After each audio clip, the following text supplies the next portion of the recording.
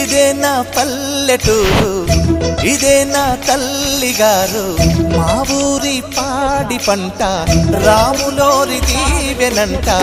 తల్లి గోదావరి నీళ్ళు కడిగ సీతమ్మ పాదాలు, ఊరంతా హాయ్ హాయ్ హాయ్, మనసంతా హాయ్ హాయ్ హాయ్.